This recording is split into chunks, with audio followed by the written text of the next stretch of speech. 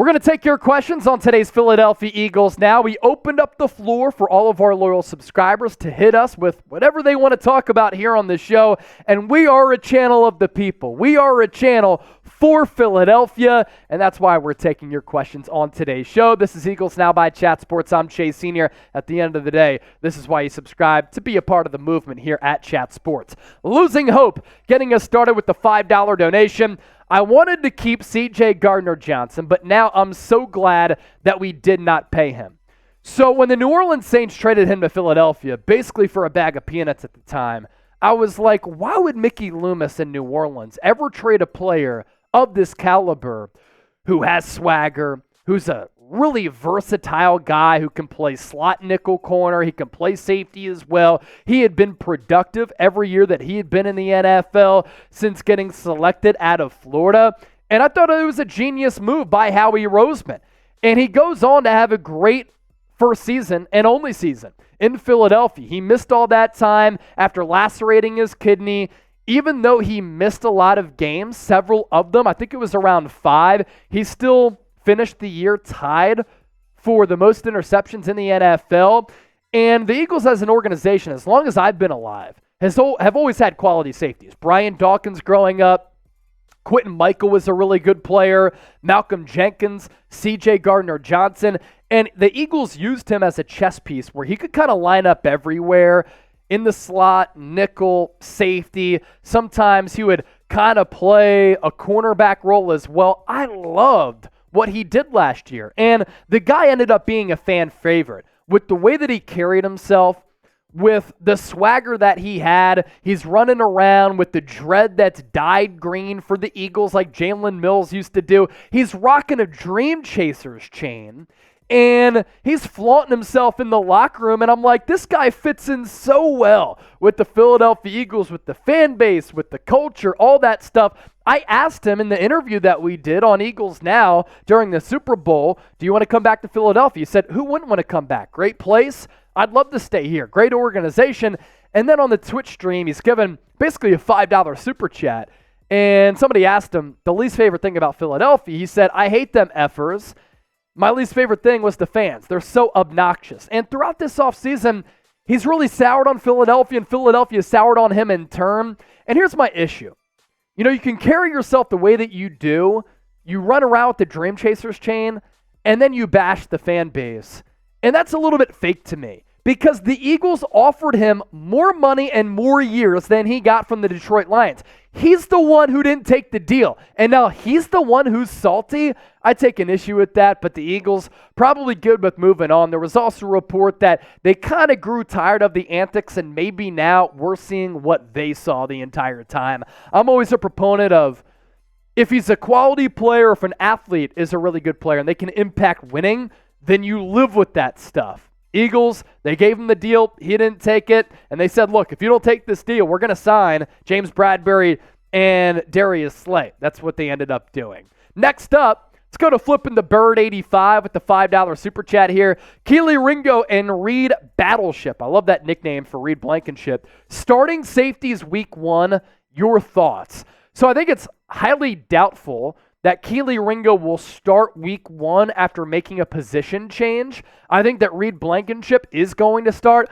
I'm going to give you the lame answer here, and I'm going to say that Terrell Edmunds and Reed Blankenship, who are your starting safety slotted right now, are going to start week 1 against the New England Patriots in Foxborough at Gillette Stadium as Tom Brady gets honored after his retirement.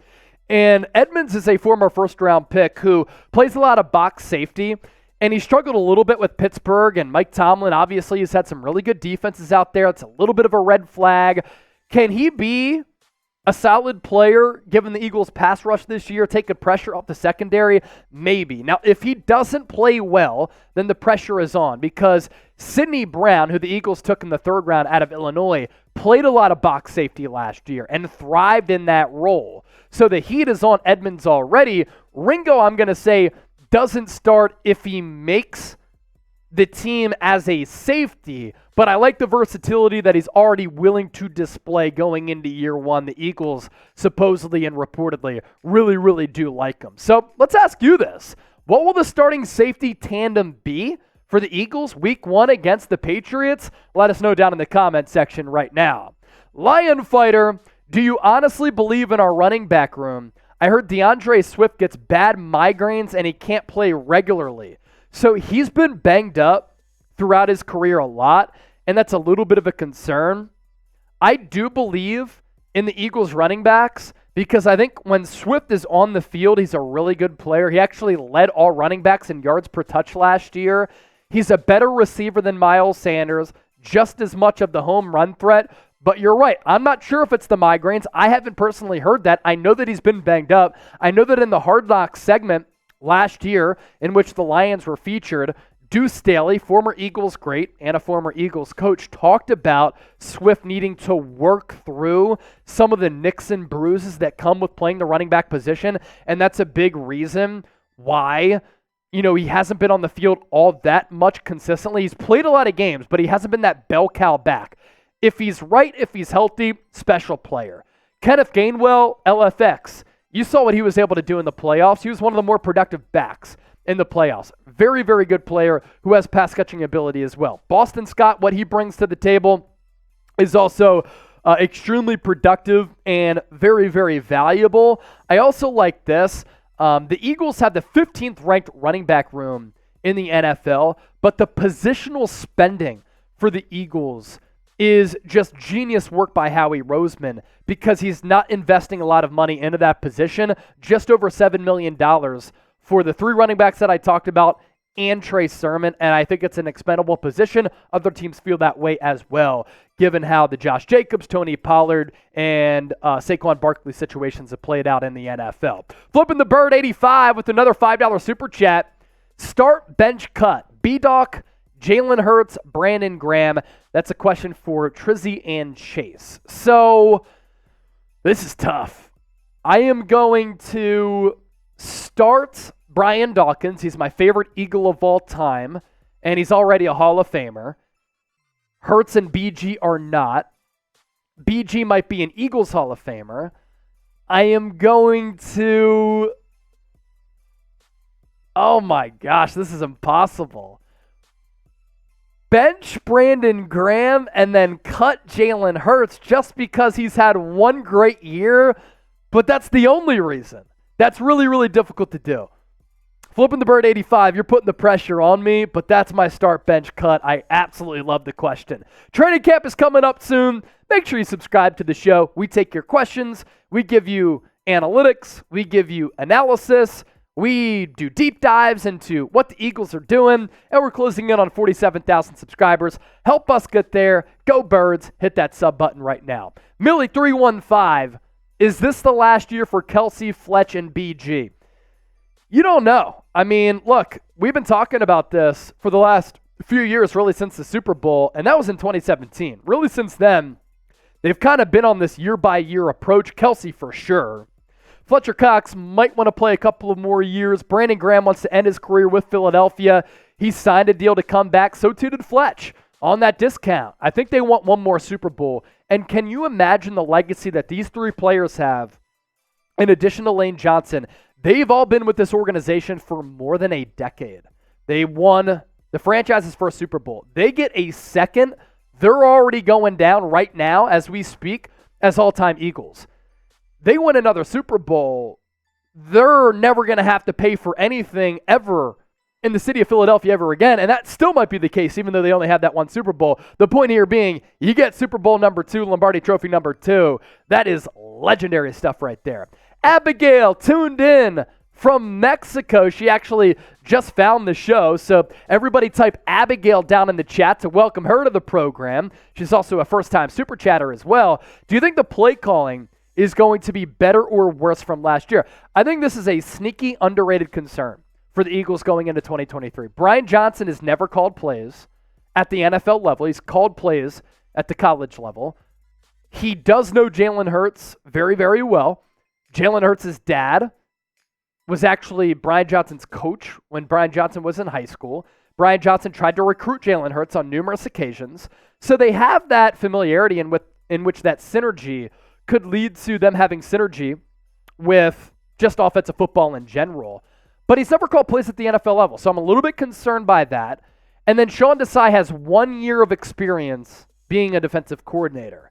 Now they're thrust into a role in which they're calling plays for a team that has Super Bowl aspirations. They need to get off to a fast start. And if they don't, it gets worrisome given the middle stretch of this year being so difficult with teams like the Chiefs, the Bills, 49ers on the road against the Seahawks. That's a difficult stretch there. And they're going to have to start the year hot with some inexperienced coaches. It is a sneaky concern that not a lot of people are talking about. Andrew Nathan, if you're Howie Roseman, what's the big trade right before the season? Linebacker or safety? For example, Budda Baker or Devin White. So the Eagles are paying their linebackers and their safeties bottom 3 money in the NFL. It might even be bottom 2, actually.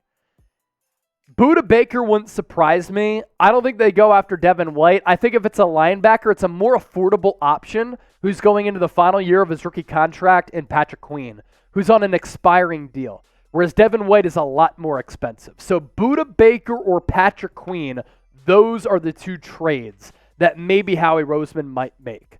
Millie 315 with another one. Which rookie has the biggest impact this year? I'm going Jalen Carter.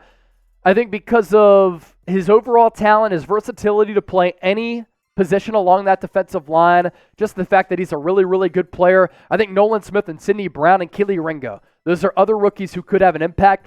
Let me throw this out there. If Ty Zentner makes the team as a punter and he ends up being a good punter and a better one than Aaron Sipos, I'm a huge advocate for special teams. I think special teams really do matter. We saw in the Super Bowl, it cost Philadelphia mightily. So Ty Zentner and then those other guys that I talked about, those are the rookies who could have the biggest impact. Before we hop on out of here for this segment, subscribe to the show. And if you ain't subscribed, you ain't alive. It's Philadelphia Eagles Now by Chat Sports. I'm Chase Sr. Thanks for all of your great questions. Most importantly, thanks for tuning in. And if you're still watching, give me a real one in the comment section right now.